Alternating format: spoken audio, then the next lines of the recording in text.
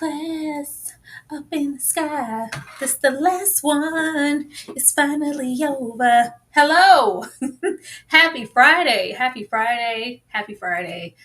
For the last time on Fridays, we talk and just like that. Get on in here. Let's give y'all some time. I always feel a little down when we get like midway, halfway through the end. It's like, oh, I just got here. Are your notifications on, boo? Are you checking? Because we're here at the same time, same place every single week so far. But get on in here. Hopefully, you are here on time, showing us some love and hitting that like button. This will be the last time ever that we talk about it just like that. Ashley, how are you feeling? And we praise God for that. I am feeling amazing, ready to get this done, ready to get this wrapped up and show them as much respect as they showed their viewing audience last night. That's what I'm prepared to do tonight. I'm in rare form, Tyra. And I'm ready to give them all of that smoke because this was a waste of my time, a waste of 30 minutes, a waste, honestly, of damn near 30, 40 hours worth of TV, of time that I can never get back. This was a disrespectful FU to every person who's ever watched a Sex and the City show, a movie, or this series, in my opinion. But yes, I'm great. I'm ready to get into it. I don't know. I'm just. We're going to get into it. We have to take a little trip before we just jump into stuff. We can't just start with overall thoughts when we're getting here to the end. We got to start, and then we're going to come back after we watch these videos. We'll be right back after. I've fallen and I can't get up. You were a virgin? Yes. I'm a nun. You deflowered the Virgin Mary. You can't just accuse an innocent dog of assault. I'm sorry, that never happened. Mom, believe women. I don't know which is worse, that you slept with a nun or a tourist. I ache for you. I need... I have lost a trusted dog walker, and my sweet baby angel is canceled. Can I ghost a nun? It would be a holy ghost. I have been changed for good. It's from Wicked. I figured. I will always love you. Great last line. Roll credits. This is all your fault. You have to forgive me. Somehow and just like that got dragged into a conversation about a show needing to be good in order to be watchable. And listen, was it wackadoodle? Yeah, but it was our wackadoodle show. I love it. It's my thing. Let it go. And do you know how many bad shows are allowed to stay on the air for years? And basically everything Chuck Lorre has ever done. And no shade to those bad shows, because we need them. Did we ever expect And Just Like That, or even Sex and the City for that matter, to be up to the quality of a show like Severance, or like Game of Thrones, or even The Sopranos? No! We don't watch it because we think it's prestige television. We watch it because we like to judge Carrie Bradshaw. Why judge? We all judge. That's our hobby. Some people do arts and crafts. We judge. We need to see her make mistake after mistake in order to feel better about our own lives. Her fantasy world is the therapy I can't afford. And frankly, we need to live in their fantasy world right now, because I don't know if you've noticed, but the rest of the world right now kind of sucks. So while You broke us! you can just go back to watching Young Sheldon or whatever, because when it comes to And Just Like That, we all know. You just don't get it. And you never did. No, it's funny. Ashley, do we not get in just like that for wanting more out of the show? That makes no sense. I don't understand his argument, his reasoning, or his rationale, because I do, in fact, I agree with one part of it. You can watch a series to judge a character, right? Because like, oh God, what is she gonna do next? Like, oh, I'm better than her. I'm far superior. And that's fine. My issue is that the show should be tolerable while you're watching. There should be a modicum of enjoyment that comes with watching a show. No one was asking for this to be damn The Tudors or, like you said, Game of Thrones. No one was Sex and the City wasn't that, let's be honest. But I mean, I think people were at least looking for something lighthearted that was classy, that spoke to a generation, that spoke to them before, and we were going to find some solace in that, maybe a few laughs. But no. I don't know. I agree with what he said, but I also disagree because is actively comparing Sex and the City to It Just Like That. And it's two different shows, in my opinion. Something Exactly. about Sex and the City was sexy, it was whip smart, it was quirky in its way in these weird, awkward moments, but in its own subtle way for the show that it is, the writing was smart and decent. The writing here, it just it doesn't give any rhyme or reason. It just felt like it was something to do. It makes this show and these characters and their legacies feel very cheap, and it feels like they didn't care. I don't know. We gonna get to overall thoughts, but let's wrap this up. But I had to put him in there. This video is very popular because it's like it's y'all fault. We got y'all got the show canceled, and if you didn't get it, then just say that. We're here for Carrie. We're here for all those things. We don't need them to switch up the formula. They didn't even get to the original formula. This is something else. This is not Sex in the City. This is and just like that. And it's canceled and just like that. Let's keep going. No, it's fun anymore. Staying where you are. You're comfortable there. Thank you. I know, it is sort of the perfectly worn-in cashmere sweater of apartments, and I love cashmere. Too comfortable. Me living there? Meaning?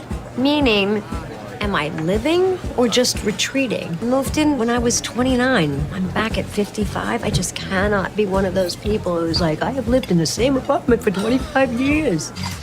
After 20 years. Been there, done that. Not interested. Hi. Nope. I was a person before you. I was a person before all of you. I am more than just your wife and your mom's.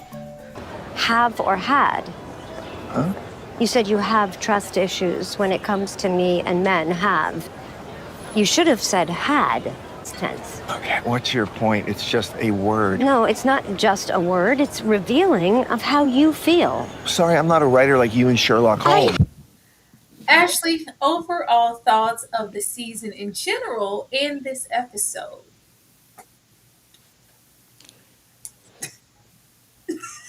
So quiet. Ashley. I hated this season. I hated it. I hated it. I hated it.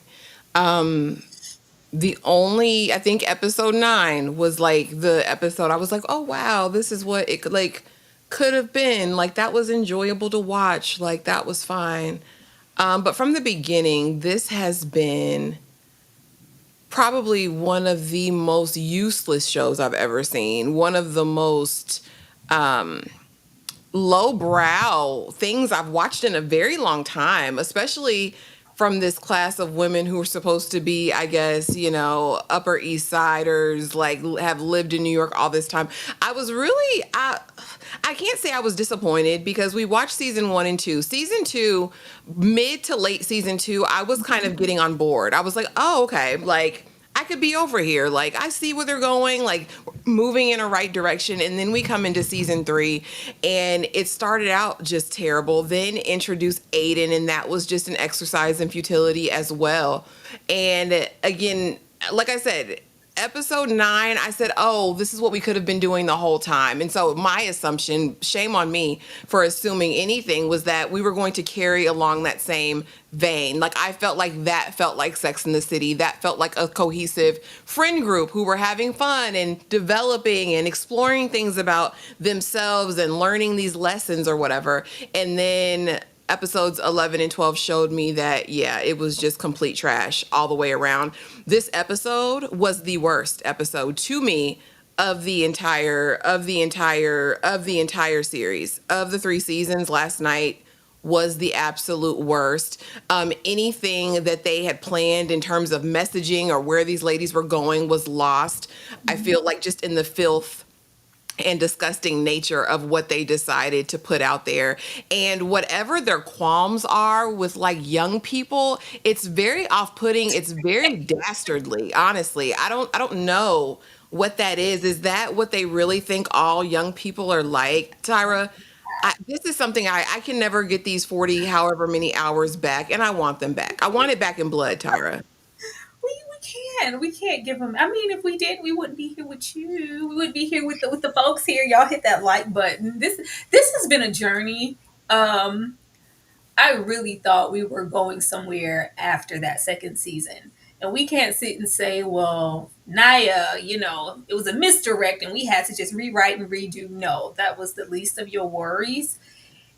Something with this season, and I'm sure it's something that'll come out later on because I keep hearing things about it, but I never just hear something front of X, Y, and Z problems with it just like that behind the scenes. I think there are issues behind the camera in those rooms with the stars of the show. I think there are problems, and I feel like it's very evident in the way that this season goes. It's very inconsistent. It's either like cold as hell or lukewarm. It's really hot. And then when we do get a hot episode, it's at the ass end of the series. And then we get two latchkey episodes of 30 minutes. And then we did the 30-minute thing here. It was just really, really, really lackluster. I'm so disappointed. I'm so disappointed. And I'm not surprised at this episode. I never expected it to be good, and I didn't expect them to bring anything all together because this season did not flow like a final season. And for whatever reason, they're saying they announced it. I think they announced it because they found out when we did. It was just like, oh, so we're not coming back. Oh, okay, well, let's kind of figure out.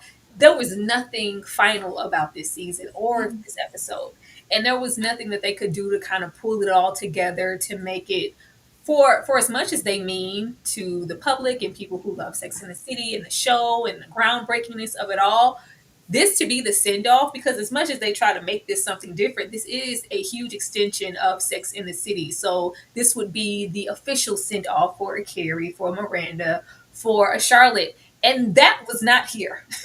This seemed like a gumbo of things thrown together because they were thrown into a situation of, well, let's just kind of rework this season 3 because we're not getting a season 4, and this is the finale. And it was nothing of the sort. By the time we got to the overflowing toilet, the shit humor, like we're going over there for humor, I checked out. I checked completely out. I wasn't really present. That really took me out. I was like, "Oh, we serious?" It was shameful. It was shameful. It was a disgrace to everybody here. Beautiful gowns per usual and nothing else. It was a very long 32 minutes and it wasn't worth it. I really wish that we had stopped at episode 10? We should just stop there. We should just stop there and that could have been the finale because everything that we built up in that episode for them, we tore it all down and we ended them in the state that they're in. It was poor. It was poor and it was trash. It was very sad. But let's get on here. Now we will be having our little moments here with our characters to discuss what happened or maybe didn't happen in the show, and then we'll go to another photo and discuss maybe how we would have sent these characters off because the show gave us absolutely nothing. But who is this Carrie? This is not the Carrie that I thought we would be getting at this point. I think our hopes were up so high from episode 10 and it felt like she made so much progress. So to get here, and this is the last time we're going to see the Carrie Bradshaw in this format anyway, and it's giving Who Am I Without a Man? What is my life without a man? How will I go on without a man? Well, what if, I mean, Duncan said, he's made it very clear he wasn't coming back. Aiden's being Aiden, Big is gone. Like, what is my life? Who am I? Well, I was like, what? There is no outpour or lust for life and what things could be for her as a woman because she's detached. It's like a disadvantage in this woe is my life because she isn't attached to someone anymore. And we had her acknowledge in this episode that all my life I've never been alone. I've always had someone that's a big part of who I am. And we don't turn this into just something viral to just want to go off and find who you really are alone. It's like she's prepping for spinsterhood. Me, spinsterhood, shoes, and shoe. What? And it felt like they were trying to do something poetic in here and kind of tie her once again to that book. No, I don't need to change my ending or my book's ending, but we don't fully have her set in like a state of happiness or some gratitude or some passion because she's alone. No, it's like I'm alone and I'm set to be settled with that.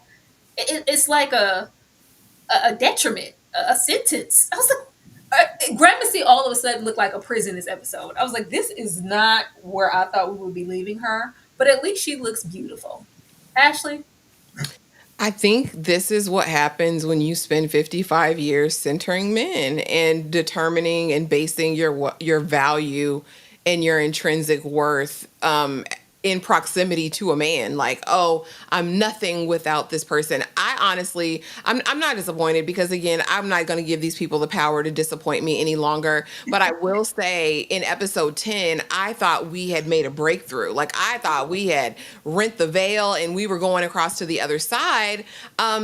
She had made a cognitive or I guess an independent decision to go ahead and smash Duncan, knowing he was leaving with no, idea or hope or prospect of a future with him, and that she was fine with it, and that we were going to fast forward a couple months and see her just living her best life. Like, I think the narrative is tired that a woman who determines or decides to be single is just gonna be craven in her home, afraid of the world, and not living her best life, especially with the endless amount of funds that Carrie Bradshaw has. Like, I think that this was so unrealistic. And I honestly, like I said, I really feel like this is a slap in the face to women of a certain age, especially. Like, is this what you think? Like, is this what the writers got in the room and really think about women without a man? Like, she's an independent woman of the 90s. Like, Carrie was that girl, you know what I mean? And it's still that girl. She's still going into rooms and people are like, Carrie, Carrie, Carrie.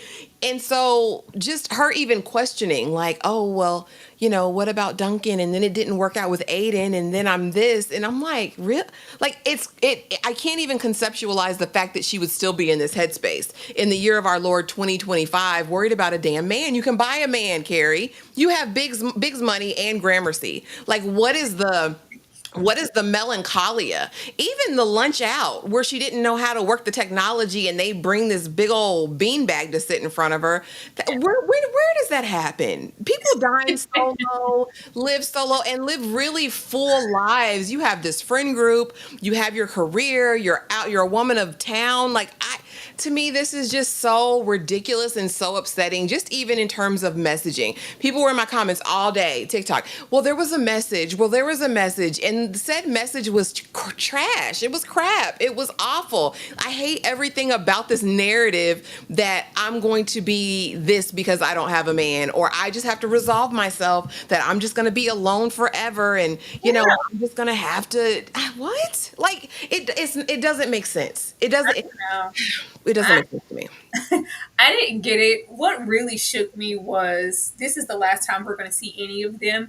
And with us landing on this Thanksgiving holiday and staying there, the aspect of the episode for me was to be in the Thanksgiving holiday and to end with everyone in the same setting at the same time. Like, camaraderie and they went out of their way to actively put every single lady in their own little corner, in their own little chairs in the episode. There was no unity. I was like, why would we do this, especially when it's a holiday themed situation like Thanksgiving? This is the perfect situation for you all to be together and end off like we ended off with everybody in a separate place.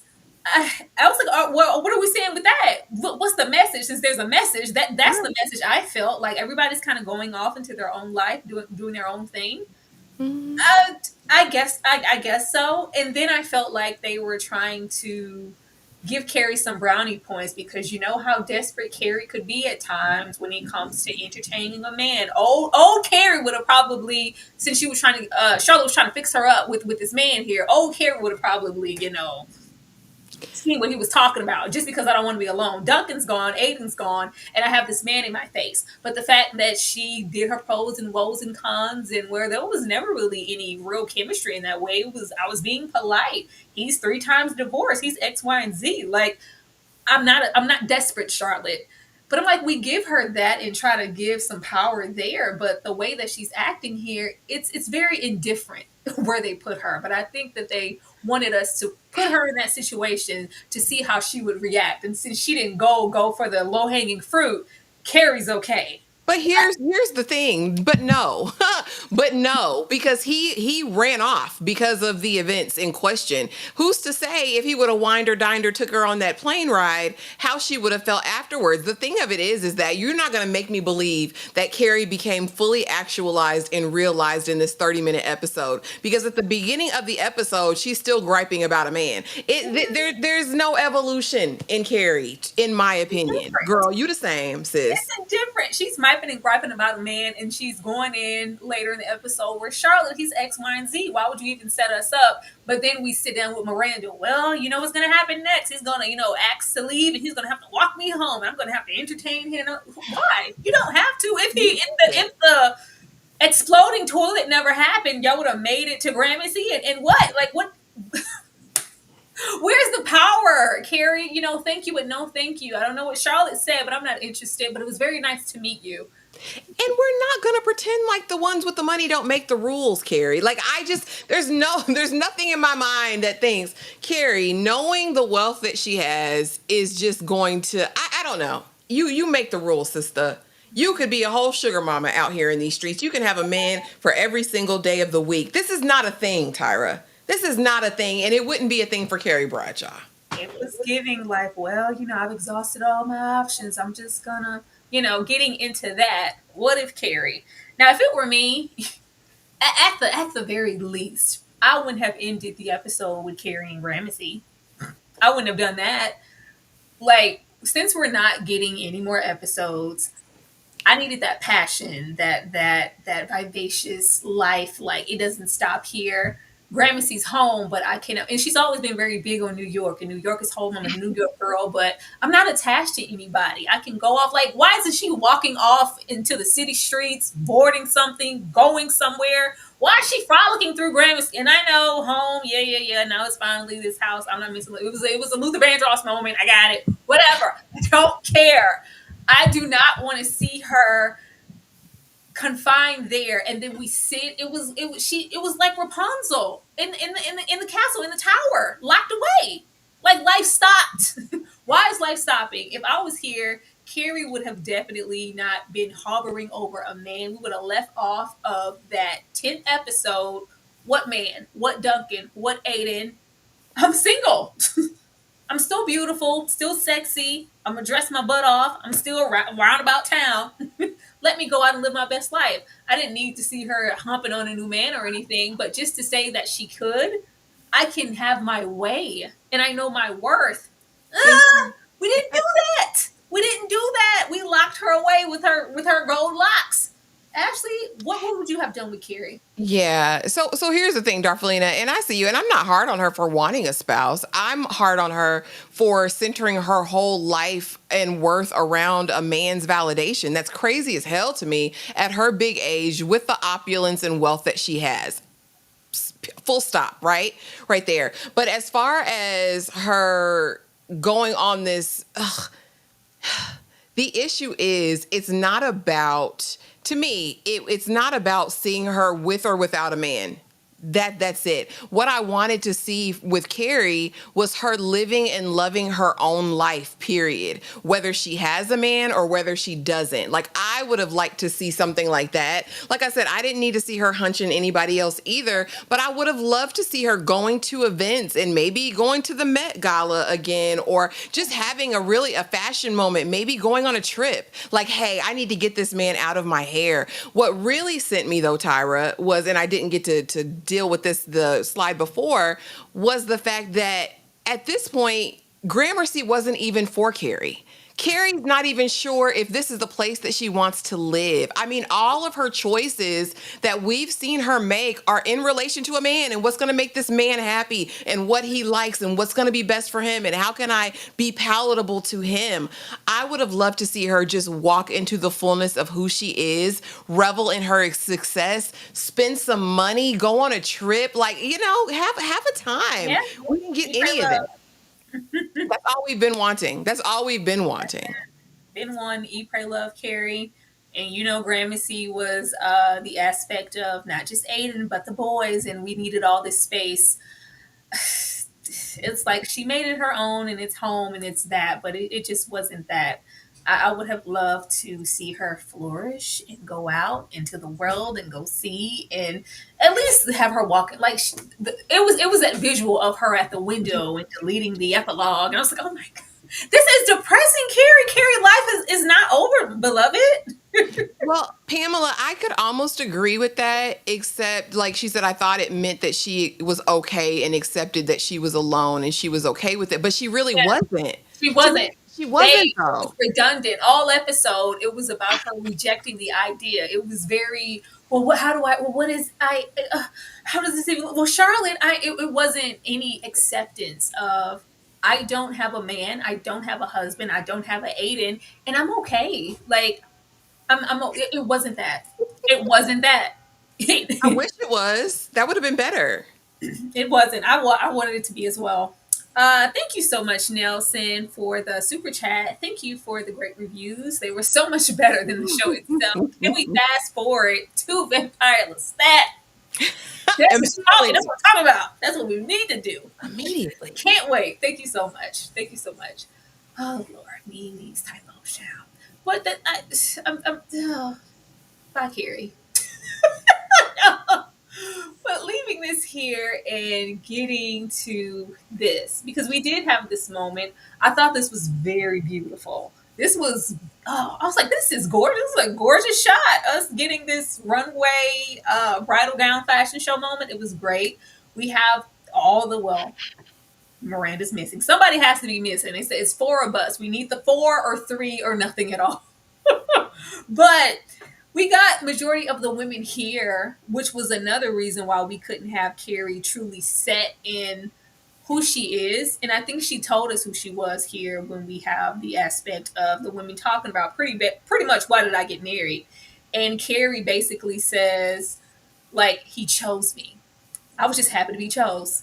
Crazy. I was happy to be chose. So all of the growth that we want for Carrie, Carrie's not going to be anybody but what she is, and in her heart, for the most part, she has giving that strong, pick me, choose me, love me kind of energy. And the whole basis of your marriage to Big and why, I was just because he chose me. He chose me. He picked me. All right. And then who will also get to child? We have Seema here. All of a sudden, marriage is a thing for Seema. It's like we haven't heard Seema drop one inkling about any marriage, and we'll get to Seema also. But I thought that was strange the way Seema was interacting here, and we also get the same kind of conversation from Lisa and Charlotte in the whole wedding of it. And oh, if the old girls only knew, but I wish I knew what I knew now. But in the midst of saying that, even between Seema and Carrie, Carrie's the one who's been married. So you would think if I knew what I knew now type of conversation, she would have something wiser to say beyond he picked me. Ashley, why did they get married?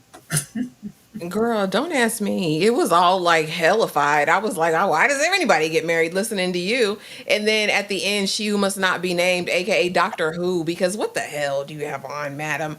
And Charlotte are like, would you do it again though? Yeah, it's awful. I gotta deal with this. I'm bored. I can't be me. It's all of these things, yet I would still do it. And then I will say that I do remember season 1, Seema talking about the familial pressures and this idea that she'll never get married. And then remember, she was upset with Carrie because Aiden was coming, and it was so. Yeah, I think she. I didn't think marriage was ever like. Well, she had resigned herself to the fact that it wasn't going to happen. I thought is what she was talking about in season 1, right? Like I've had all these pressures, but it hasn't happened yet, so it's probably not going to happen. And then we saw her really limited trial run as far as dating, and now she's over here with what's his name, reaping and sowing karma. And who doesn't ever want to get married, and now he doesn't want to marry me. So what? Like, you haven't been married all this time. What difference is it going to matter now? And Carrie, I mean, that's exactly right. Was she chosen though? Was she like, she said she was chosen. Was she? I mean, he married her ultimately, but these things are futile again to me, but I will say these are my favorite shots in the episode. Oh, yeah. I enjoyed the bridal fashion show. I thought it was gorgeous. The fashions were fashioning. and all of the things, but I just hate the narrative around it, right? Yeah, Like, he is especially for a final conversation. It's like they pick these moments for the ones who are still, well, not even gonna say the ones, at least Lisa for the most part, to get to a final 30-minute episode to show her marriage in disarray. And to this extent, like, why put her here? You ain't put her nowhere else in all these other seasons, but here it's just like, well, don't do that to this couple when we're not going to see them again. And of course, it's like Charlotte, blah blah blah blah blah. But would you? I wouldn't change a thing, girl. I love Harry. There's just that, but beautiful gowns. Everything was very beautiful this episode. But yeah, Seema tricked me out. I don't know if she's here next, but I wanted to acknowledge it because I was like, this is a gorgeous shot in the episode. beautiful. But yeah, Seema is still acting like she's settled. I didn't feel any completion with Seema. Adam has a talk with Carrie. Why? And Seema wears t-shirt and jeans on down to the non-Thanksgiving gathering with Adam's family. My issue with this, like I said, we already have Seema contemplating marriage when that's never really been in the forefront of her dialect when she talked about a significant other. It was just like it was never that. But maybe now it's an option that she's considering because she's never had a man as consistent, with her, like Adam holding her down. So now it's, my man. But when he it's a laughable thing. He doesn't take it any serious. Like, and then they give Adam these weird tendencies, like, and then they don't explain them. He just talks about why he doesn't do, like, even this traditional holiday thing or even the marriage thing, but we don't leave a window to explain why or for them to explore anything as a couple. Things just continue on. We have Carrie ask him, like, she's checking in all about our friend, like, is Seema just a Wednesday or is this a real thing? Or what about the marriage? And what about this? Like, why isn't he talking to Seema? Why isn't he talking to Seema? Why didn't we have that grand fashion show and then come here? Well, I was contemplating, I don't know if I would want that or not, but it is a little iffy to me that is so trivial to you. Would you ever consider that? Why don't you want to get married? Why? We don't have that. We see Seema in her ripped jeans, in that good old penny cap taxi or whatever, because she's been hanging out with Adam. She probably got some crystal deodorant on and everything. And we end off with them just chummy down with the family at Thanksgiving, and it's just like they've made progress, and this is her man, and I love you, and I love you too. But the way that Seema is moving, the way that she's speaking, the way Adam sat and talked to Carrie and not Seema, and the way we don't explore anything further, it still puts us in a state of Seema like, well, I guess Adam will do. Well, I'm not really sure because she's been unsure about him, unsure about everything that he does, things that he likes, things that he says. Somebody in the chat says she killed my mama bird. She killed my mama plant. All of those things have been just iffy, and I don't feel like they're any less iffy here because Seema is wearing jeans. Ashley. They wouldn't be for me, especially how he walked in that bathroom naked with his cheeks out. I don't want to see your naked booty cheeks. Like, do they think he's giving steam heat? Why do they keep putting this man naked and throwing him in our faces as if he's the prize? Like, as if anyone ever wanted to see this. I think that girl from Yonder say absolutely tone deaf, and that's the best description I can give because whoever wanted to see this? Who wanted to see Seema with him anyway? And she is settling for all intents and purposes, as far as what we know, and we don't know too much. She is settling. She doesn't want this man. She doesn't. And I mean, every episode, it was, what can he do now that's going to make me, oh yeah, I can't be with him. Oh God. Carrie, he snores on the left side. Oh, he doesn't wear deodorant. I can't. Oh my God. He licks my armpits. I hate him. Like, what are we doing? But then also this fear, apparently, of being alone. So I'm going to hold on to him as much as I know he's probably not the person I want to spend the rest of my life with. She's wasting his time. She's wasting her time. I could care less about the family thing and what that's supposed to represent. What I will say, Carrie, the audacity.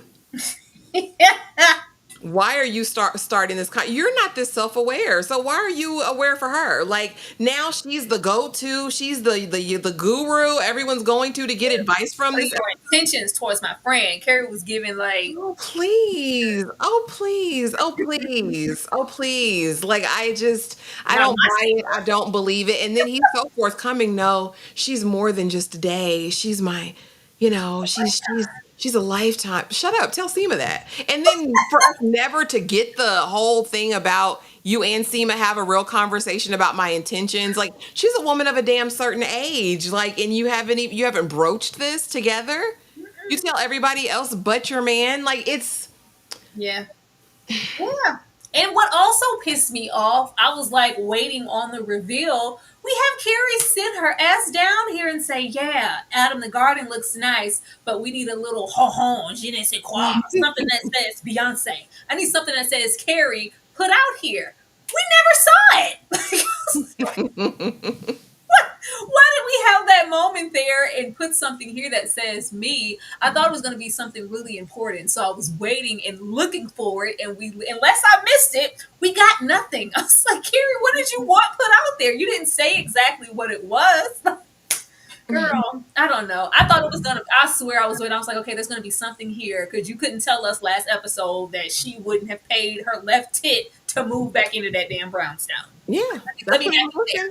I thought it was going to be something significant to kind of bridge the gap of this isn't that, but this is, this is home now.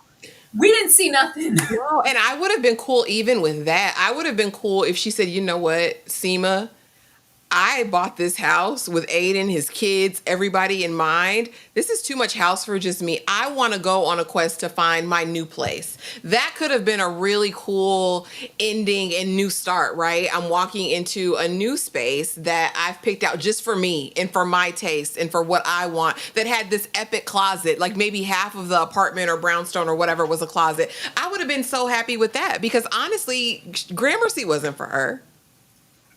It's the little peeny Barbie ass furniture in the Gramercy for me. Like, Oh, God. Carrie, what are these little ass pieces in front? I guess that single woman, that spinsterhood furniture. We only have, 2 place settings, a half of a little chair. This is chair couches and furniture for people at least 200 pounds or less. Carrie, who is sitting on this dainty Barbie ass furniture?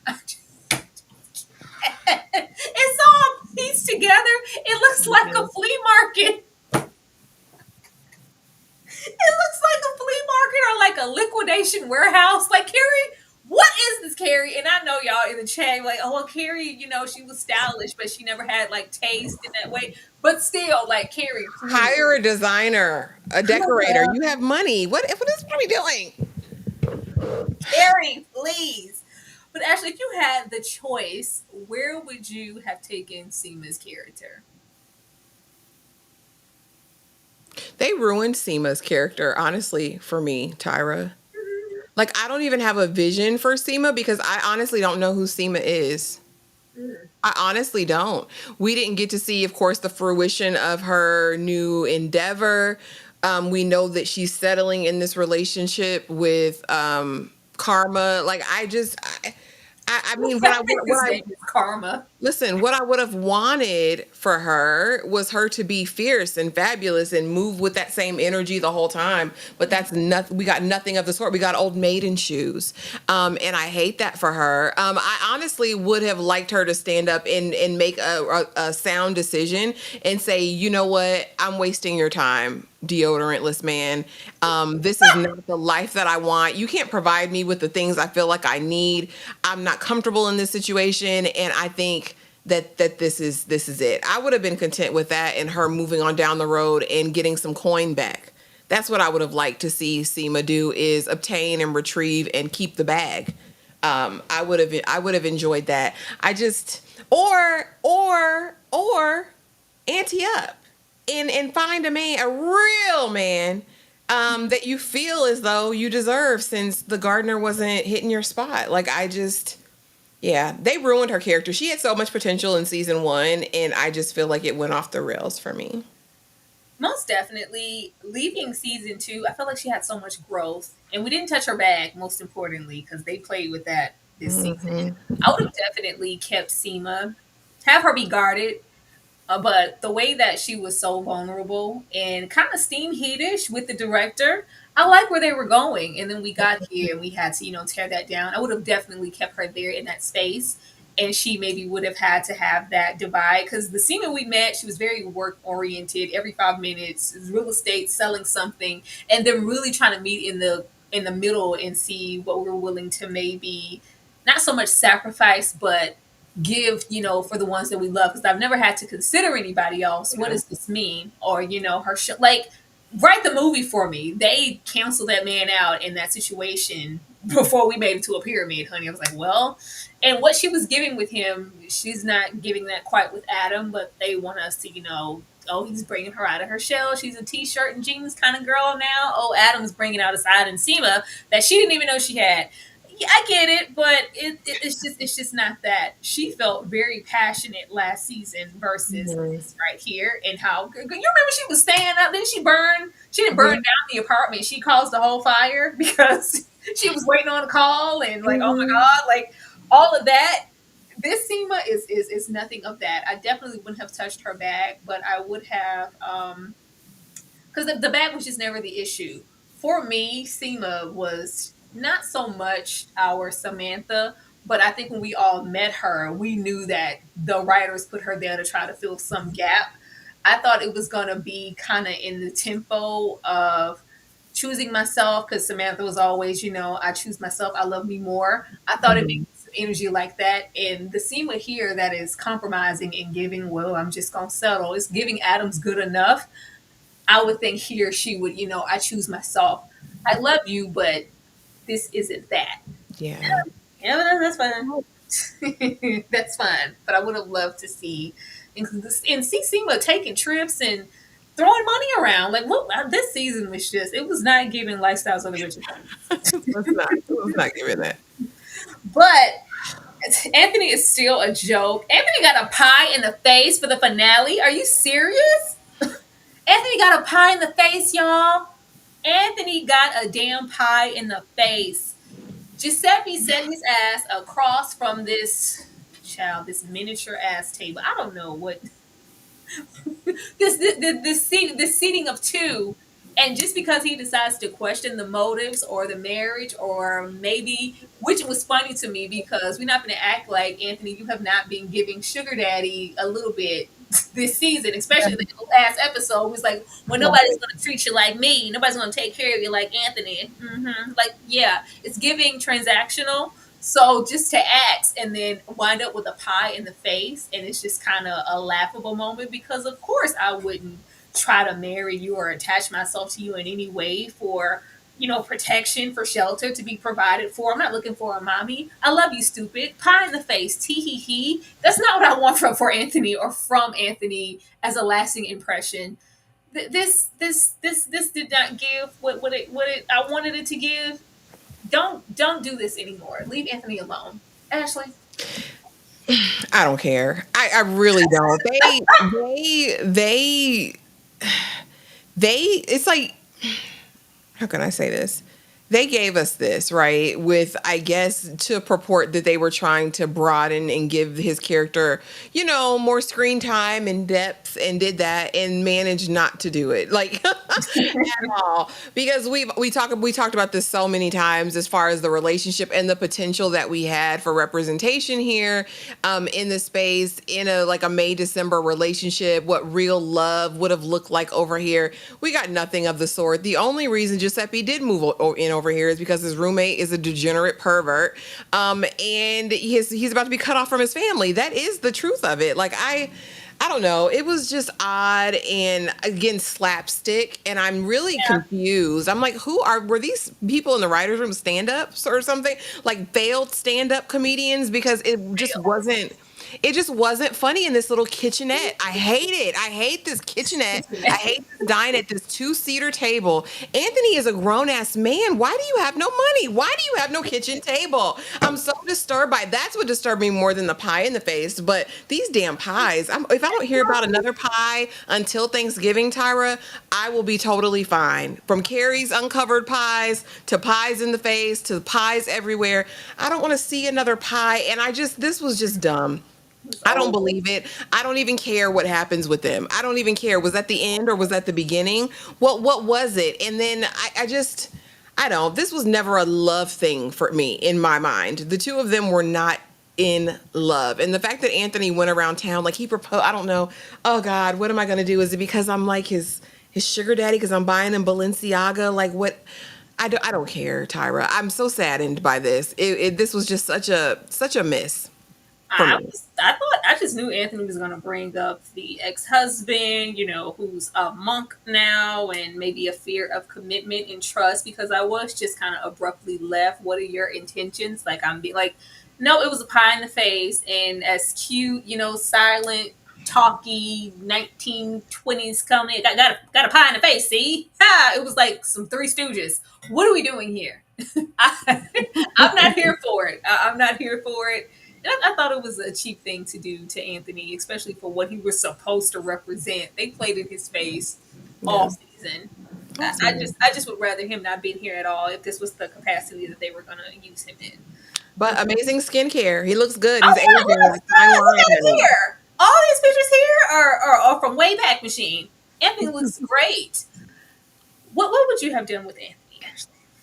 I would have actually seen him explore, of course, his grief over the situation, as well as really develop a real relationship with somebody. I would have loved to see the ins and outs of the relationship as they got to know each other, not have it be really purely just sexual and the size of Giuseppe's penis all of the time.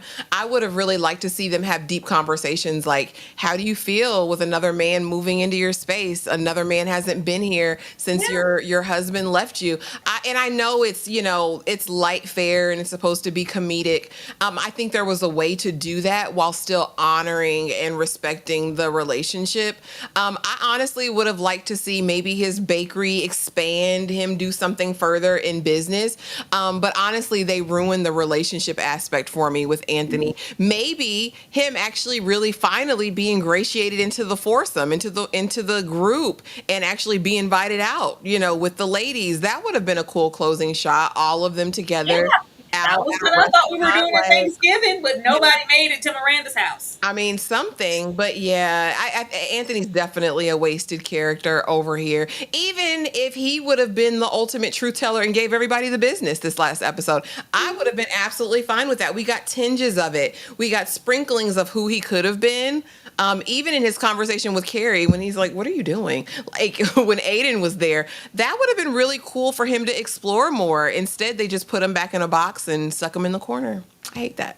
It was sad. I really grew to like Anthony's character, because I swear I used to think Anthony's character was so annoying because they only used him in a certain light. So I was looking forward to getting here and seeing how they could expand upon his character, and they did nothing of the sort. And then you took away something that I actually like. If we weren't gonna really ingratiate him into the friends group or take him seriously, maybe put him over there with Charlotte, because I love him with a good Charlotte.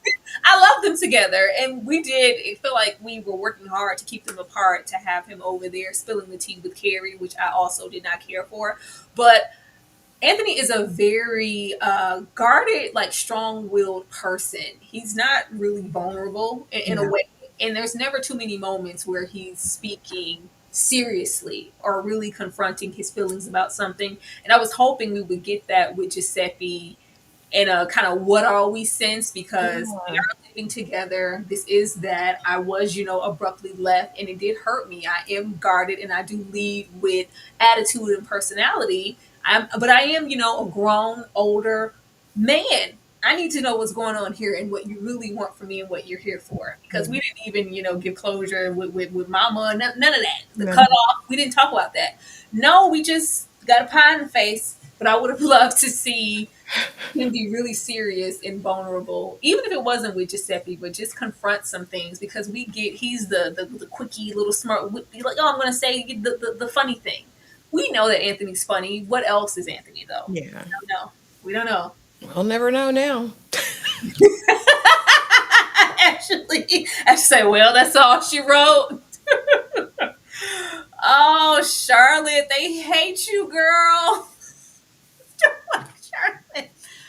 After watching this, I had come to terms, which I didn't even know, because I like how fun Kim Cattrall is as Samantha. I think upon first watch of Sex in the City, I was champion, like, I love Samantha. Watching this now and us going back and watching, I was like, I would really love me some Charlotte. I think I'm a Charlotte. I like Charlotte. It's her and that hopeless romance show. Baby, go away. But I really, it's something really, and I love it's a testament to her fashion too. There's something really timeless and nurturing about Charlotte that I really appreciate, and something that I thought like we were going to really expand upon here. They gave Charlotte nothing. Even with what I wished for when we did our predictions for this episode, and I was like, well, at least we can have Harry complaining and get a hard on down at Miranda's house and give Miranda some payback because they're gonna be getting it on the coast back room. No, we didn't even make it out of the house. We didn't even make it out of the house. We confined Charlotte to the house. What? What was that? We did nothing with Charlotte. We gave her nothing. Charlotte's arc here was, oh my God, my husband finally got a hard on so I can get lucky. We can finally do it. Is that what we've been waiting on all season, really?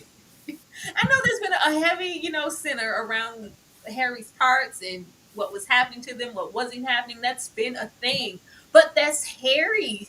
That isn't Charlotte's arc. Like,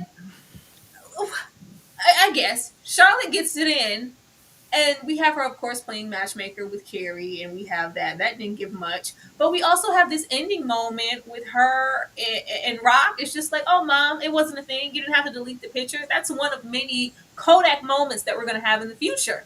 I love performing and being on stage. You're going to see me in all kind of things, so don't just harbor on that one time that you thought you got to see me all dressed up and dolled up. You'll probably get to see it again, and it's just. I was like, this isn't enough. This is Charlotte. Why did y'all do this to Charlotte? If we weren't all over Harry about his condition, she had vertigo for like half the season.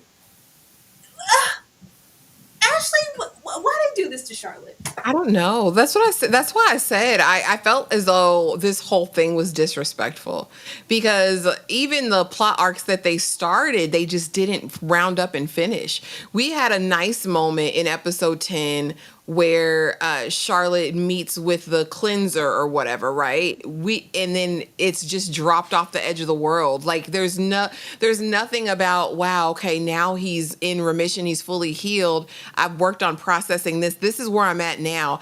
And I think the first or second season, maybe early this season, I'm not just your mom. I'm more than that. Well, who else are you, Charlotte? Because that's all they let you be in the show. There's never a moment where I felt like I can say Charlotte came into her own as it relates to the business. We talked about opening the gallery. We don't get any finality or conclusion with any of the plans. I just they should have just the finale should have been episode 10. I don't know why they would have broken. Like you said, they didn't know they were getting canceled. Then people probably was like, "You're canceled. It's done. It's over. What you got? Put it out there." I would have hoped they could have rushed and done something to salvage this because this was just a mess. And I do think it's glaring how they played in Charlotte's face. Because really nothing was about her. It didn't give main character energy, Tyra, at all. Charlotte was like a bystander in her own life, which she had talked about, which I think is just so sad ultimately. And as far as Rock, you give us no language around them. You just kind of throw it out there a couple times and then all of a sudden it's like, oh yeah, but no, I'm not bound by that. Like, it's just a role. It's a character. Like, I'm fine with that, mom. So Charlotte doesn't have any understanding, just like the audience doesn't have any understanding who Rock is. Why even introduce them? I don't get it. But they don't like her.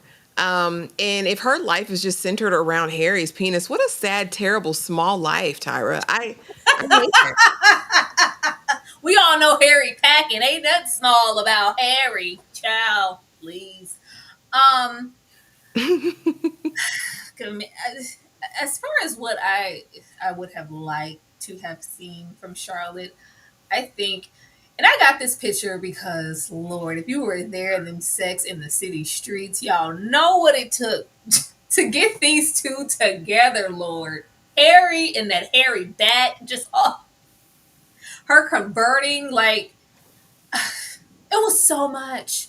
Charlotte is the Charlotte probably where we focus on Carrie, it's all the relationship woes. Everything was just pretty tamed, even though we did have Miranda. Miranda had, the baby, and Samantha had her own woes of sometimes a sexual nature or just the conflict within the fan group because of her just being who she is. And then she eventually has an arc. I don't want to spoil nothing just in case you want to go finish it, but she has her moments too. But as far as like who went through the most, all about a man, I feel like it was Charlotte. I feel like it was Charlotte, and they've come so far from who we met them as.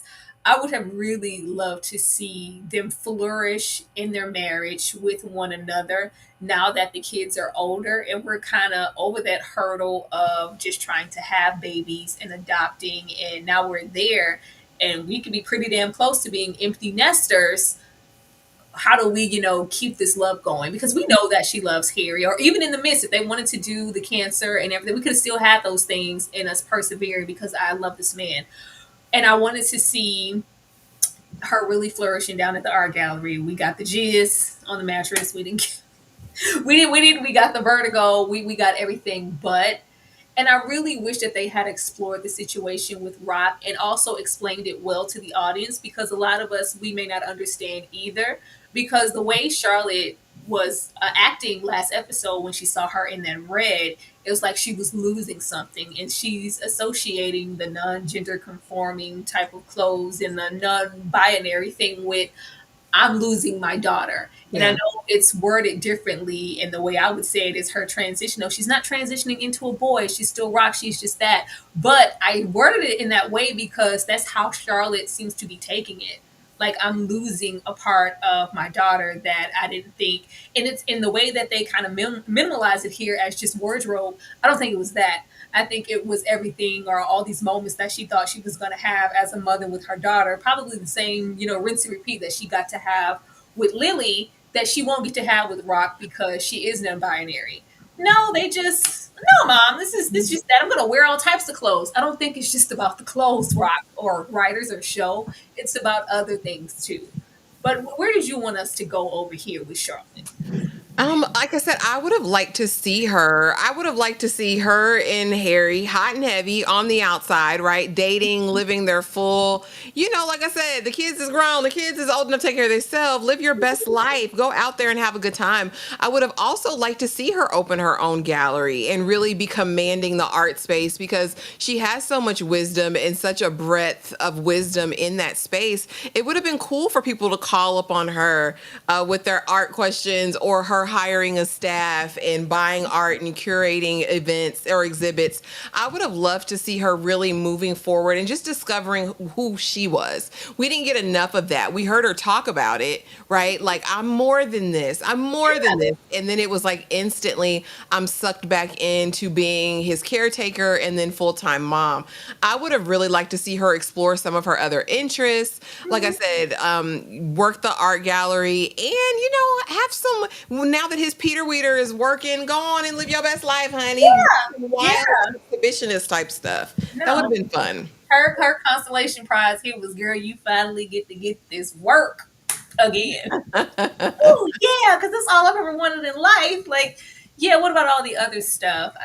Yeah. Yeah, but we didn't care about Charlotte, unfortunately. What a beautiful self. I'm very disappointed in where we took her. But getting over here to Lisa. Lisa and the affair that never was. Didn't I tell y'all I didn't want to see Marion again? I told y'all I didn't want to because there was no reason for us to put Marion anywhere. That was never going to be a thing. It was never going to happen.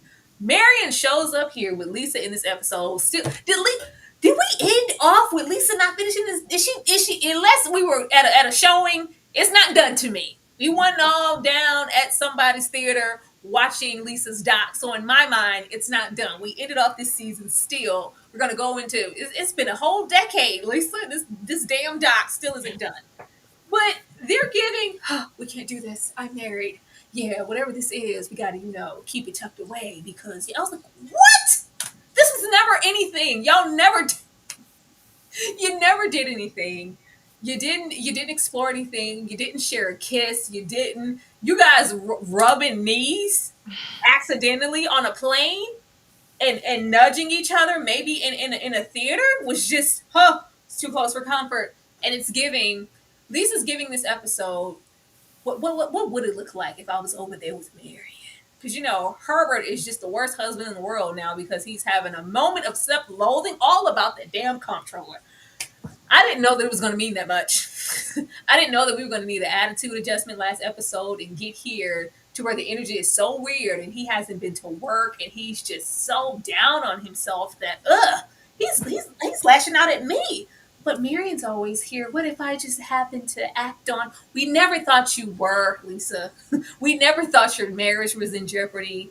We never thought that any of that was going to ever happen for you and Marion. So we didn't need you guys amicably saying, yeah, we're good on that because we're married and committed to our significant others. Child, please.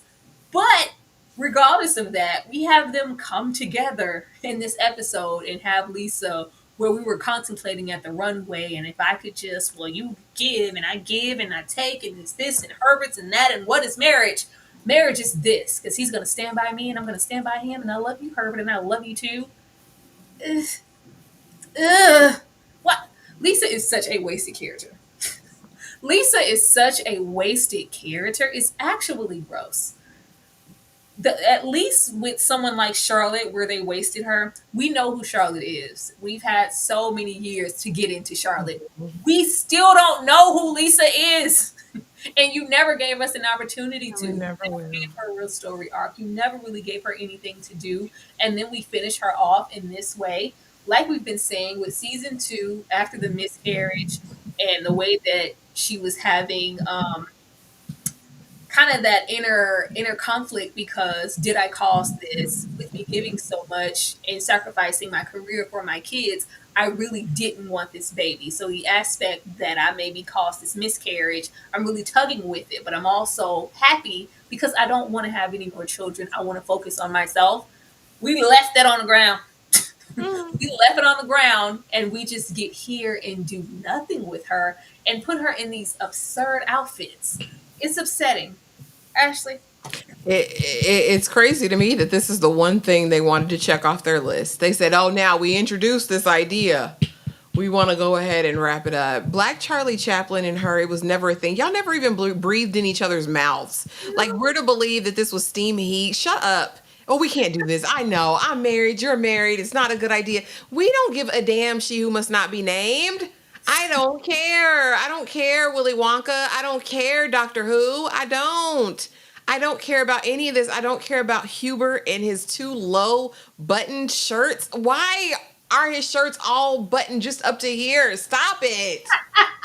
I hate it. And he's miserable. She's miserable. But it's like, okay, in marriage, you just sweep things under the rug. Again, I'm so confused about what messaging they want the world to take from this. Like, oh yeah, just stay married. Even if it's terrible, even if you're disrespected by your mother-in-law, even if your husband's ignoring you and treating you poorly, even if, you feel like you've lost yourself in it, just, stick around and don't say anything. Just stick there and shut up and be a good little wife. I hate it. I do. She who must not be named. And not just because she's she who must not be named. I just think that this was just again, another wasted opportunity. I felt like this would have been an opportunity to see a black nuclear family, who's well off, who's one of the elites in the city, and to really explore that and to dive into the nuance of that, what that looks like, how she navigates very white spaces, being this kind of affluent black woman. I thought that could have been cool. Was Like, that season two when she walks all the way in the storm and she takes the wig and they had the hair moment? Was that season two? yeah, They tried. but not really.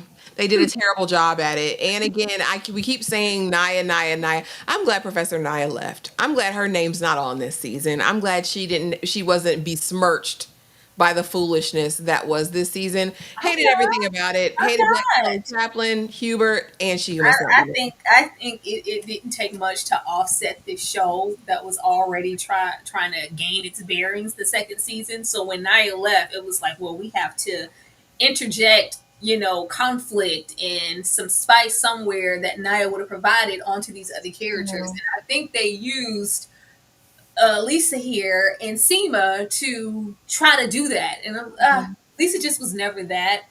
And regardless of them trying so hard to leave race out of their narrative for a lot of the show, they are a black family. We could have done other things with them that we couldn't touch on at all with Charlotte or with, and we can't. They didn't explore that. They did not explore any of that. It's just that's just Lisa. It's like, okay, uh, Ashley, I'm going to ask anyway because I hopefully you have maybe something interesting to add. If you could do anything with Lisa, what would you have done with Lisa's character? And she's here in my least favorite outfit of the show ever because this I remember seeing Lisa in this, and I was like, what is that? This outfit pissed me off. I knew it was downhill from here. Ashley.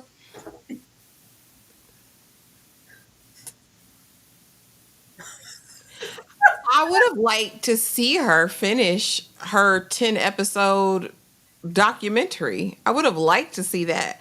I would have liked to see her not be a demon. I would have liked to see her confront that mother in law and really have a knockdown drag out. Like, you're not going to disrespect me in my house. And Hubert, whatever your name is, if you can't get it right, then you can kick rocks too. I would have liked to see her take a stand and just do something different. I would have liked her to talk nicely to her baby girl. There's a lot of things I would have liked for her. But ultimately, I don't know. It was very vapid. Her character was just very useless. Like, she was just there just to be there, literally just to check a box. And I hate that. I hate that for any woman of color, any woman, period, especially on a show where it has so many eyes and you have so much opportunity to be seen and do other things. I feel like this kind of, hopefully it doesn't pigeonhole her career further, but it just wasn't a true example of what she's capable of. And y'all know I'm not a fan, but I do think that she's a capable actress. And I feel as though she was wasted here. Extremely. We know who Nicole Ari Parker is, but there is a sector of people. This may have been the first time that they've ever met her. We've been looking at Nicole since Soul Food. But speaking of Soul Food, that was a very black centered show on a what was it, on Stars or Showtime. Showtime? Yeah. Like it's way back when. And other than Soul Food, she's been a staple in the black community and more so movies in our spaces, but this is probably the first time that I've seen her on something so massive that wasn't completely black centered. Yeah. And this could have been an opportunity for her because we love these actresses who put in so much work, and you've probably seen them just as long as you've been watching TV, and it's just like, oh, this is a big thing for your career, and it's great to have it whenever you get it, even if it's later in your career. This could open doors to something else, and we gave her nothing to do. It was very unfortunate. I would have loved to see her in really cute outfits. I would have loved to see Lisa giving body. For whatever reason, this season, they covered the girls up. They covered all the ladies up. Nobody was allowed to show any skin. There's that. I wanted to go deeper with their marriage. They wanted to do this now, and so it feels all wonky. But they wanted so bad to avoid conflict with her and Hubert, and like we're the couple that Herbert that doesn't argue and we don't fuss, we don't fight, and there's just that. So there's really just nowhere to go. I and it's not about fussing and fighting. I thought that they were going to have disagreements because she's no longer going to be the really heavy hitting, damn near stay at home slash campaign manager slash supermom slash. I'm going to go off and chase my own thing, and he's going to be just thrown for a loop because what is going on? But I don't think they wanted to do that because they had that brief moment between Charlotte and Harry. And I was someone before I was blank, blank, blank. So they thought that it would be probably rinse and repeat. We got to do something different. And even if you wanted to have Marion here, child, if you're not going to push it, don't introduce it. She didn't have to sleep with him, but there were so many other things. She could have been texting Marion. She could have been spending one too many late nights on down at Dream sequence. Come on. dream sequence. Anything. It could have been anything, and we didn't do those things. I wanted to see I wanted to see the doc. And they're like, yeah, Michelle Obama said she was gonna be what? Oh my God, we don't care. If Michelle ain't walking through the door, we don't care. It just didn't give, and I would have loved to see her flourish in a way that I haven't seen her in different spaces. But if we don't give her anything, then we can't see that. So it's okay. Oh, it's okay. So somebody saw Nicole here and said we're gonna pick her up. I promise. Somebody had to. It's a very massive show. Oh Lord. I was already disappointed. By the time Boogie Woogie Bugle Boy Company B Carrie delivered them damn pies, and I realized, oh, nobody's gonna be here. We're not getting the send off of everybody in one place sharing at one time and getting some form of closure, but also knowing, I've all because they do those send offs in Sex and the City where I've always got our girls or Charlotte to say, well, maybe we can be each other's forever, or maybe we can be each other's whatever twin flames, blah blah blah. We always have each other, but to just show the finality of we have each other, but we've expanded so much. There's new friends here. There's different husbands and different kids and this and that. We have each other, but it looks different now, and we're older. No, nobody shows up here for Thanksgiving. Everybody's gone.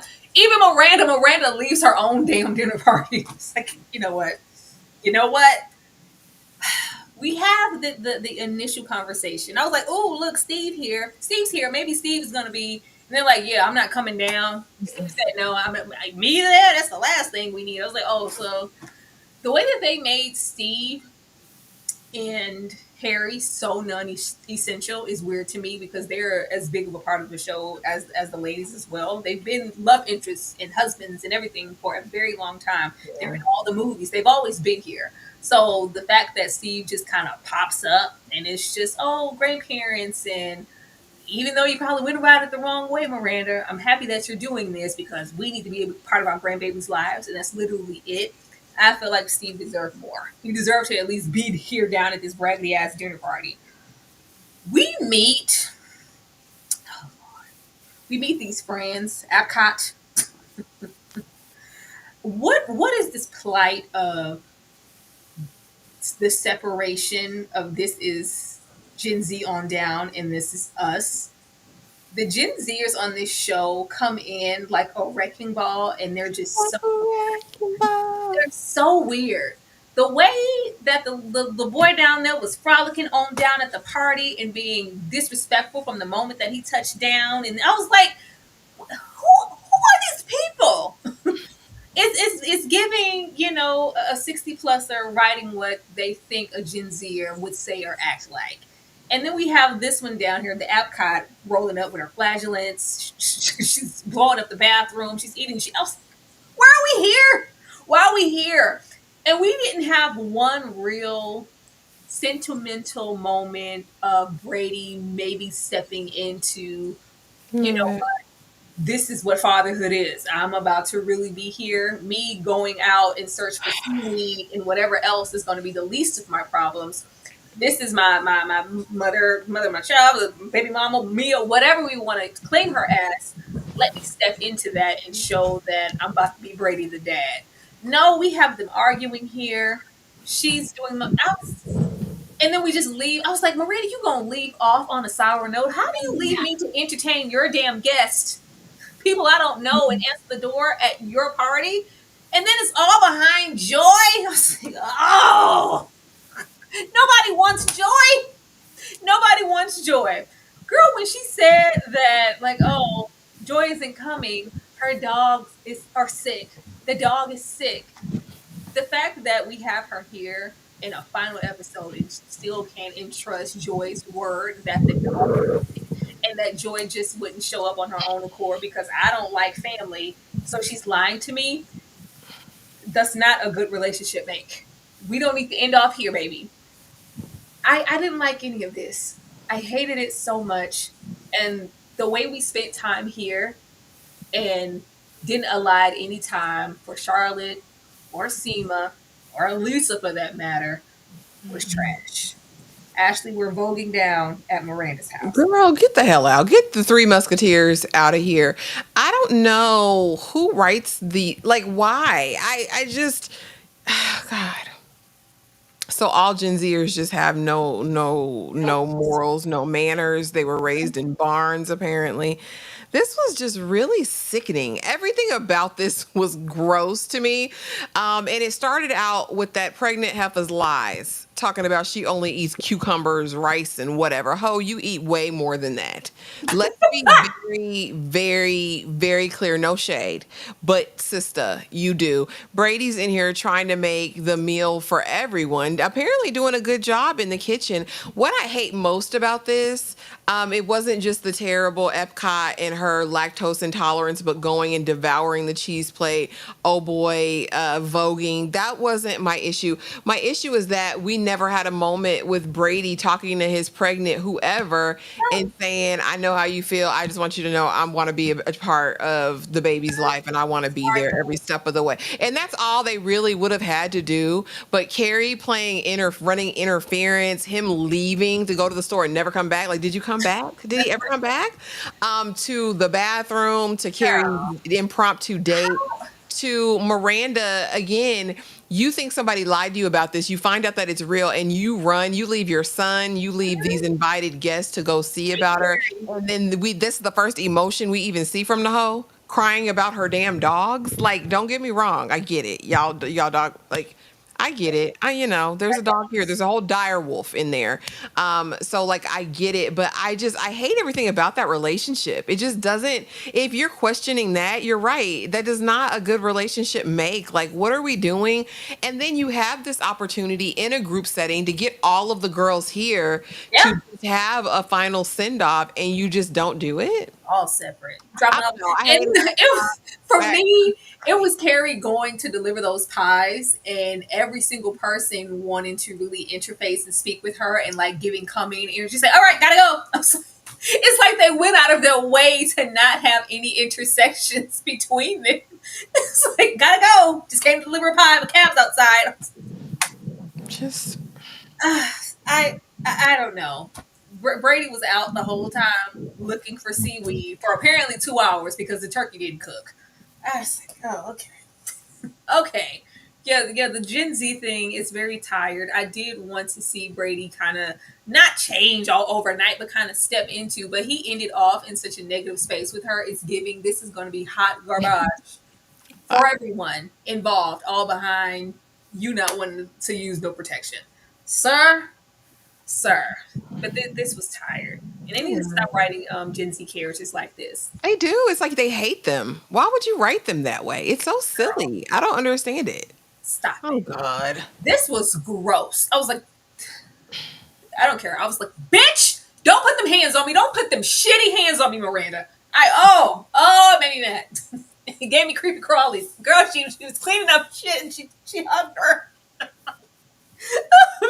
But after the toilet overflow and they zoom in to make sure we can see it multiple times because Lord knows we needed to see that.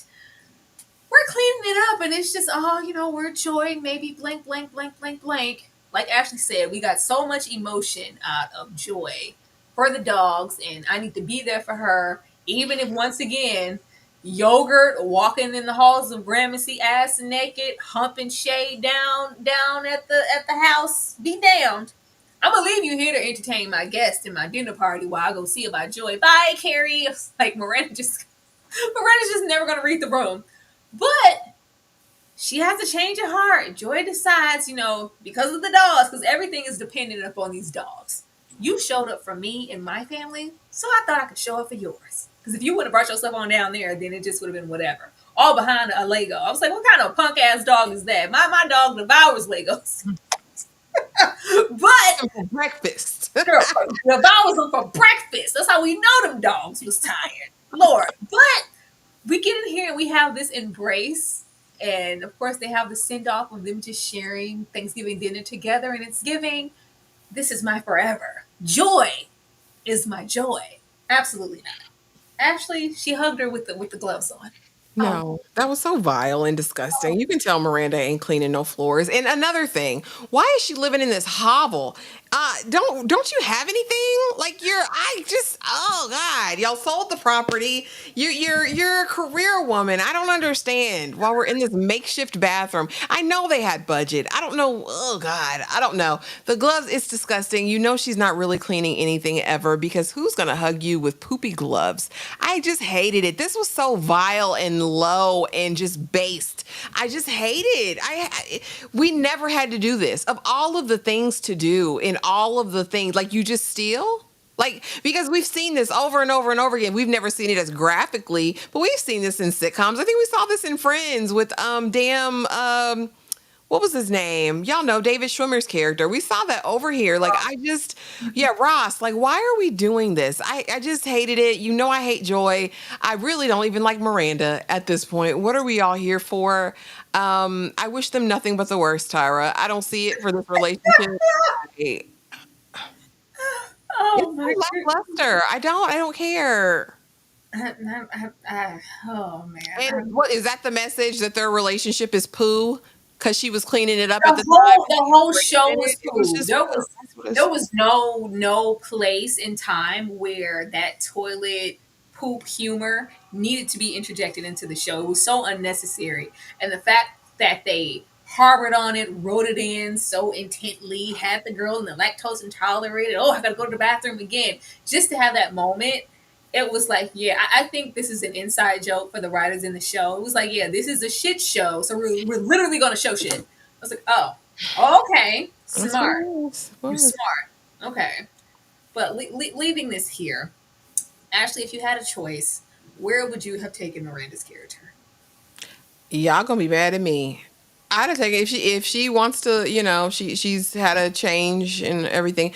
Going over there with Shay. Going over there with Shay. Y'all reconnected, reunited, and it feels so good. We're having a moment. Cause at least Shay's gonna bring some energy, some excitement, some vivaciousness, something.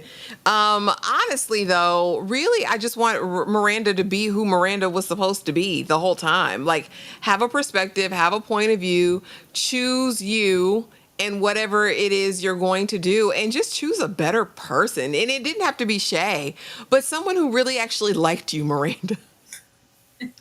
And that you could be secure with, because what's crazy is that, especially for her and Carrie, they just gave off such insecurity. Like, I'm just not, oh my goodness, I'm just not secure in this. I don't know. But she doesn't like me. Like, why are we months in and you're still questioning if this person would lie to you and not show up to your, like, I would like to see her secure in who she is and moving forward, preferably with Shay.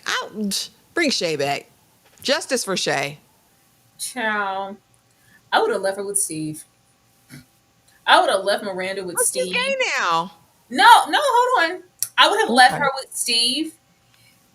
Initially, when they introduced the idea, it wasn't giving a change in sexuality. She was just bored. It's like, is this all there is? Is Steve my forever person? We're kind of settling. We're older, empty nesters when we want to be. Is it just couch and snacks and this? I need some spontaneity. I need to be sexually, enticed and all these things. I would have had them introduce other people to the bedroom. I would have had that, and maybe even if it was Shay, even if it was whoever, and just had things like, oh, okay, it was just supposed to be this one time, but now we're doing it more often. Them kind of losing themselves, and maybe Miranda going wayward, and Oh, then maybe deciding, I'm not sure if I'm X, Y, and Z. I just couldn't like instantly break them up. We've been through so much with these two. The affairs, the movies. Child, we've been through so much, and y'all who have seen the movies, y'all know that scene where they have that little moment and they meet up on that bridge. Like, we went through all of that to get here, and to have this, it just was that.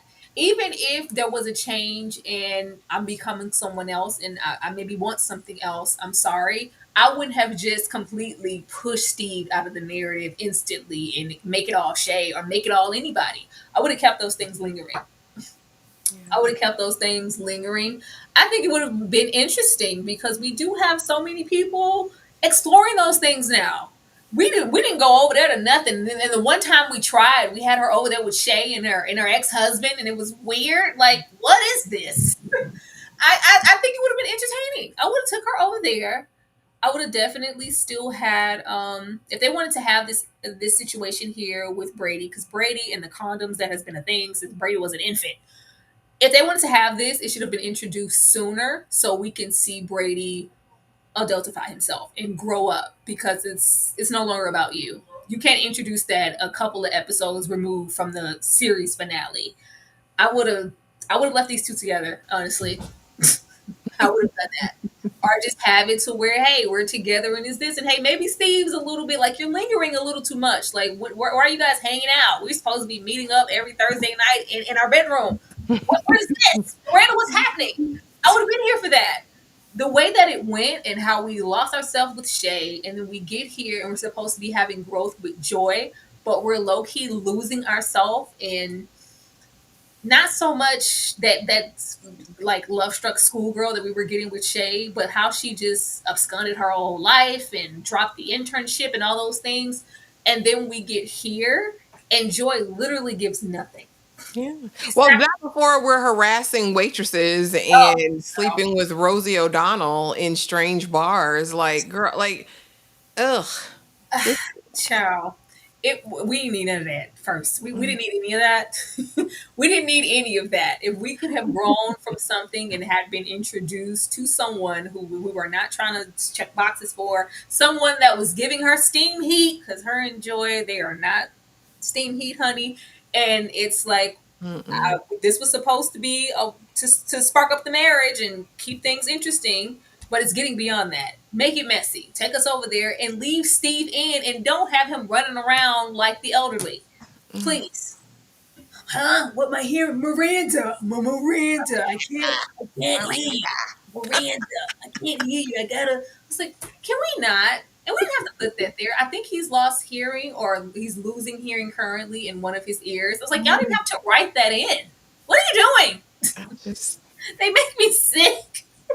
and it's the fact that they get on every week and swear that they are eating it up. Like, yeah, this is this is cooking. This is good TV. Absolutely. We get here, it's Barry White and pumpkin pie. Bye, It didn't girl. convince me. Carrie's home, y'all. We spoke on this Gramercy early. Carrie is home. Do we believe her though? Carrie opts to go home, and we're kind of like, really? This is the first time we get a wide shot of Gramercy, and we can really see all that she's done to the place. I was like, Carrie, what is happening in the Gramercy? But it's just like, okay, it's furnished. This is my home now. I'm no longer that 29-year-old Carrie typing, smoking my cigarettes on down at the brownstone. This is where I belong, and I'm dancing and I'm singing, and it's just supposed to get final. You can't give us the Carrie that we got the entire episode and then expect us to get here and think that she's happy to be here. Whether she was happy in Gramercy or not, the real thing is she happy to be here alone? I don't know. This gave prison sentence. It gave punishment. It gave, I'm just gonna do my A time. lot in life, yeah. This is just my Swan song. yeah, this is It my gave lot. the end. and not like the ending of an era. And I don't need those things. That doesn't suit me anymore. I'm gonna go off and explore and live my best life. I have so much to look forward to. No matter how old I get, I'm still Carrie Bradshaw. No, no. She was doing her penance, and I'm gonna, open this laptop. Everyone's gonna stay up here and write books, and in my own little corner, in my own little chair, I can be whatever I want to be. I wanna be Is this home for you now? Is this her first, her last, and her everything? Tyra. They had two jobs really with Carrie. Give us fashions and give us wealth and opulence. Give us grandeur. And we could have dealt with the rest. Y'all could have sprinkled Aiden all through there. Y'all could have done a lot of stuff that you did or didn't do. But the fact that you have this apartment looking like a college dorm room, halfway thrown together, is beyond. You have the Gramercy estate looking. I Liquidation warehouse. listen. She's up here, like you said, in the attic, locked away. We don't even have a really fabulous closet. Like I just I don't I know, and we don't believe you. Carrie, you've been male centered your whole life, right? You just said, yeah, I got married because I got chose. Yeah. And now I'm alone. Who am I without a man? Am I really somebody now? Like, Carrie Bradshaw. Because I'm yeah, not here. Nobody's this here. I don't even got to remove my shoes. I'm going to this is frolic in my apartment. her unending prison sentence with her mismatched furniture. I say, um, yeah, no, this is not what anybody asked for. This is not what anybody wanted to see. This is what nobody needed. I'm fine with her decentering men and choosing herself and being okay. The fact is she wasn't okay. No. Every pore, every fiber of her being conveyed to us throughout all 3 seasons of this that she was not okay with being alone, that she wanted someone, that she wanted a man particularly to carry this space with her. Even Gramercy itself is a manifestation of her wanting and dreaming and hoping of an Aiden to share it with. No, this was not revelatory. This was not empowering. This was not freeing because Carrie is still a very damaged and broken woman. Like, I don't know how we missed that or how people can say this was a positive message when she clearly is still struggling with identity at 60 years old. With who she is, with acceptance, with self-acceptance, with, what it really means to love yourself and be enough just all by yourself. I think this is tragic. This was honestly a tragedy. I hated everything about it. Like I said, it was not freeing. It was not empowering. It was not moving. We weren't like, go Carrie. No, I was sad. I've been sad for her the whole time, but this was like the nail in the coffin because this is it. This is the ending of her book. Hmm. But they wanted to flip it, and it's a positive thing because this is her choice. And life doesn't stop here at Gramercy, but the way you wrote it and her actions, you said it stopped. Girl, when they panned the camera over the shoe, I was like, oh Lord. Now she's the cat lady. She's gonna be the cat lady of Gramercy. She's gonna get another shoe. She's gonna have shoes in a shoe, and we're just gonna be here typing away. I don't know.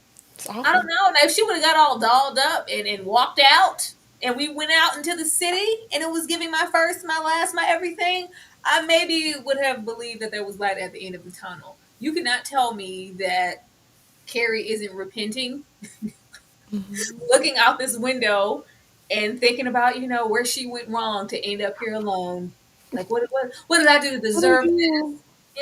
It's just it's not giving any positive outlooks of who she is now and standing on. I'm Carrie. I'm single. Like, I'm alone, but I'm not lonely. Like, no, she's lonely. She's lonely as hell. Yeah. She's lonely as hell. She hates it. I don't know, but I just thought I was like, when they panned and they were showing all of Gramercy, like, look at what she did with the place. I was like, if y'all don't put that away, what this collage of items? What is happening here, child? But leaving Carrie here. Bye, I girl. thought it'd be only right that we leave off here because we did not get a proper ending of the show. So we're going to listen to this, what I thought was a fitting ending that we should have gotten here, but we didn't get it. And then we're going to share our thoughts and say our goodbyes to the girls. Avenues, Rubicons, so it seemed. She broke hearts, heels, habits. She loved, lost, won, tripped, leaped, fell short and into puddles. She aged, got wiser. She has made the hardest, worst, and best decisions. Traveled near and far for the new, the vintage, friends, and love. Changed homes, time zones, boyfriends, her mind, her shoes, her hair, but never her love and devotion to New York City.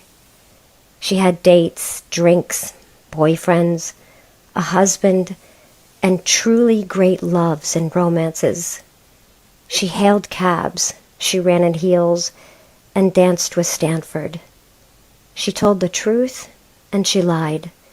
She typed, wondered, wrote, published, grieved, forgave, got stood up, stood strong, stood out.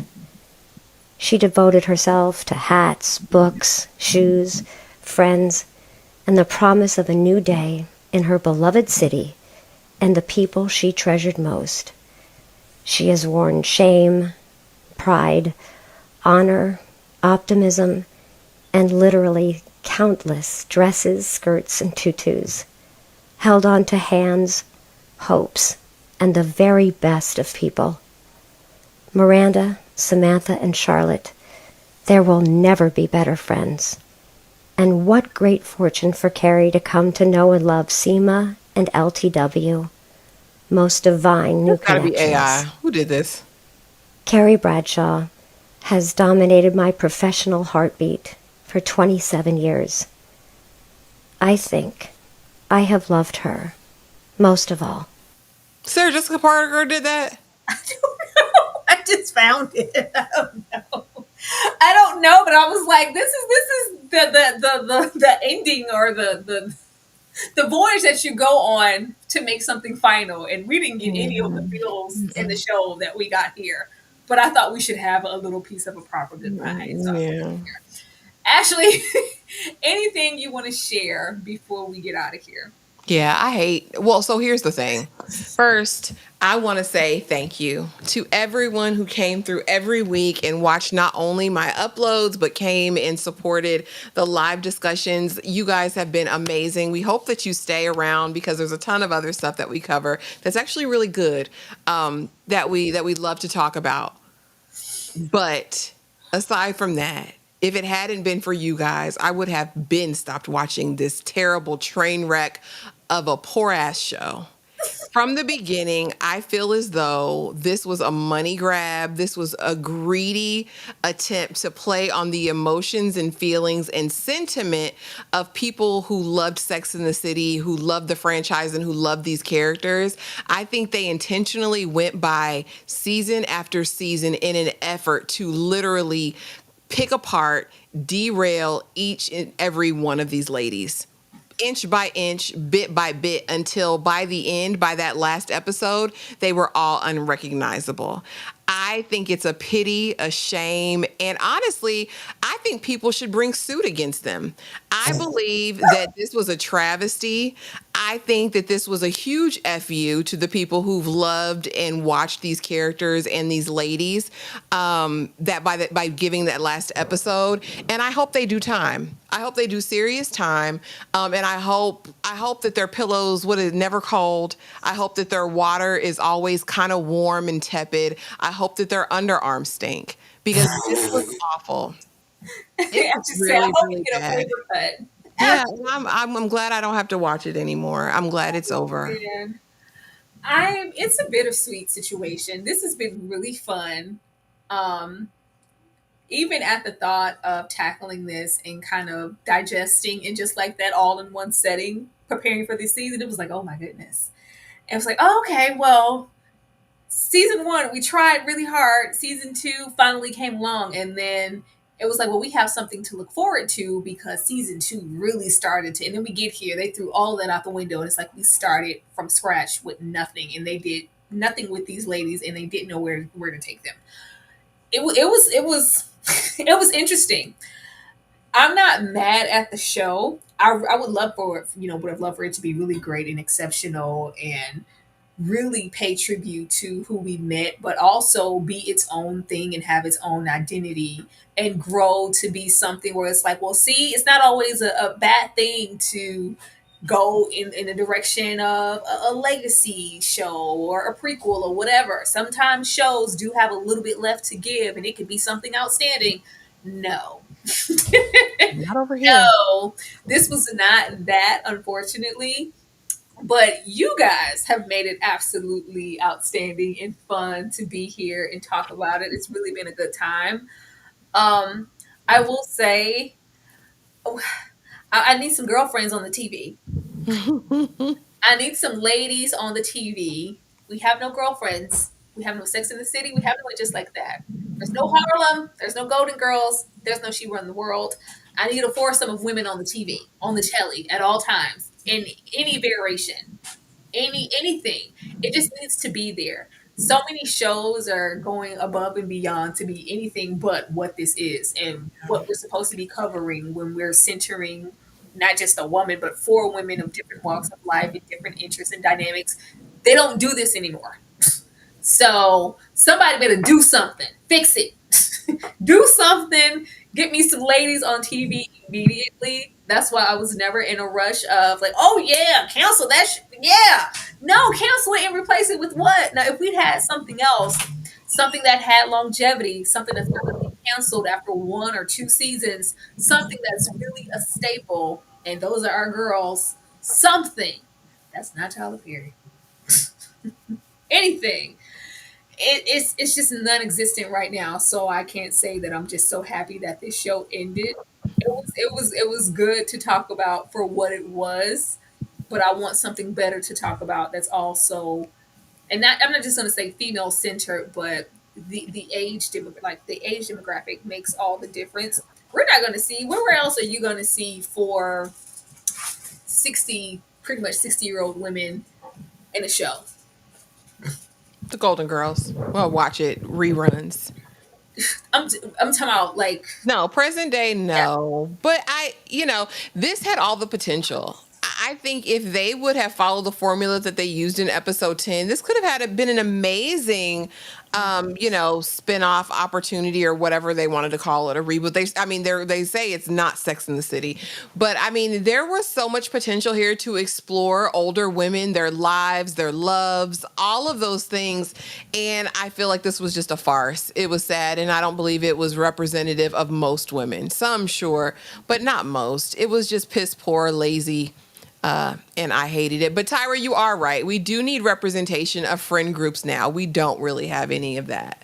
Because Nothing of the sort. Everything's been lacking. canceled. It's lacking. I did try to watch Buccaneers. Actually, I have not seen. What was it called? Was it Sex Life of College Girls? And that's canceled too, right? Is that what it's called? Did I get it right? I have not seen that. If that's what it's called. That's what Buccaneers was a lot of the shows, because they're trying to cater to a certain audience, and a lot of these, even if they maybe are probably most often based off of books and they're established, they're catering to the YA audience. I'm talking about a show for us. I am not YA. and though I can partake and indulge in those too, I would want something 30 pluser and up women. I want to see that personally. I'm looking in the chat though. The writers used to even call this a reboot. Yeah, child. No, I don't think I watched Girls. That's not still in that was Oh Girl, right? Lena Dunham? I believe so. Yeah, I just watched her Netflix show that dropped a couple of weeks ago, and it's Lena Dunham. I mean, if you like her style of humor, that's over there. But again, a Netflix will drop. We like something that'll build week over week over week that we can watch with you guys. And that, That's So also, fun, and I want something that caters to both. I know it's hard to find a medium, but it's like we're forgotten. yeah. And they want to cater to, because actively I know that, and I don't know that, like, how many of the young bucks, if you want to call them, are actively watching television, actively tuning in to a weekly program. Because I know what my children be doing, or what my brother and my siblings are watching, who are in that younger demographic. They don't watch TV. So you would think that you would want to cater something specifically to the audience of, we still sitting down watching TV and tuning in weekly to some things. But no, everything's a novel based on something. No, nobody's trying to be inventive in a different way and introduce something completely different. No, we go find a hit, summer turn pretty buccaneer, and then we make a show. Just I want something inventive. It would be nice with some nice, Well, I'll tell you something that's good, Tyra, that's on right now. They just started. Outlander, Blood of My Blood. We cover it every Saturday. Be there for that. Dexter Resurrection, Stephanie, you say? I'm covering Dexter Resurrection as well. My review will be up for episode 7 tomorrow as well. Those are great shows. Alien Earth. That's another one. That's good. And next week, I believe we're going to jump into what is it? Peacemaker season 2. So listen, we've got a lot of stuff coming up, guys. So I mean, be there or be square. There's a few little sprinklings of things. Because did you watch Outlander yet, Tyra? Blood of My I Blood? have not watched Outlander yet. That first scene. Jamie Daddy said, how can I make you feel good? You make me feel good. I'm gonna just sit it right there. If y'all want to get your life, go over it. Outlander, Blood of My Blood. It 3 is. episodes It's out. very good. Ashley and I will be talking about that. Blood of My Blood is really entertaining. It's a very fantastic show in every single facet of the word. There's some impressive stuff out. No one's watching it. We wish that people would, watch those shows and tune in. If you are looking for good TV, please consider Outlander, Blood of My Blood. Consider Alien Earth. Um, hell, Peacemaker. Watch some of these things that are coming out. It's gonna be a good time. Anna Babe, no. Wednesday was not bad. I enjoyed the first half of season 2.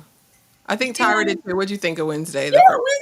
Wednesday's decent. It's I don't care for them breaking it up. They're always trying to find new ways. Like if it's gonna be that, just premiere it weekly, like a regular series. Don't give me half of something and give me the next half in another month. Like, I just, please, please, please. You already took 3 years to bring it back.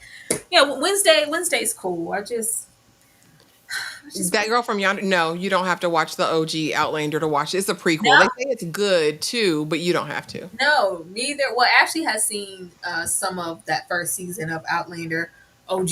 I've never seen it. And looking at this current show, I'm like, after we're done here, I'm going to go roll up on it. Because I really need some answers in this universe. Because this is cooking and it's a prequel. What was the original show like? It must be very good.